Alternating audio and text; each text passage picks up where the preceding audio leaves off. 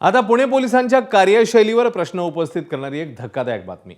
शरद पवारांच्या राष्ट्रवादीचे विकास लवांडे यांना पोलिसांनी अटक केली। पण जो गुन्हा विकास लवांडेंनी केलेलाच नव्हता तो गुन्हा त्यांच्या नावावर दाखवत ही अटक झाली। पुणे पोलिसांनी काल त्यांना अटकपूर्व जामीन अर्जाला विरोध केला होता। मात्र आज पुणे पोलिसांनी न्यायालयात सादर केलेल्या रिमांड रिपोर्टमध्ये नजरचुकीने हा प्रकार घडल्याचं मान्य केलं।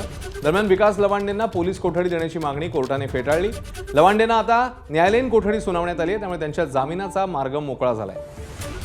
जामीन अर्जासाठी त्यांचा मार्ग खुला झालाय। लवांडेंनी तात्काळ जामिनासाठी अर्जही केलाय, ज्याच्यावर थोड्याच वेळात सुनावणी देखील होणार आहे।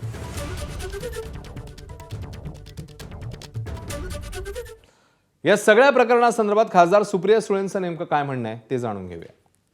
ज्या माणसावर हल्ला झाला तो जेलमध्ये आणि ज्यांनी हल्ला केला तो मोकाट फिरतो, हा असा अन्याय मी कधी पाहिलेला नाही। ही आमची मोठी लढाई आहे।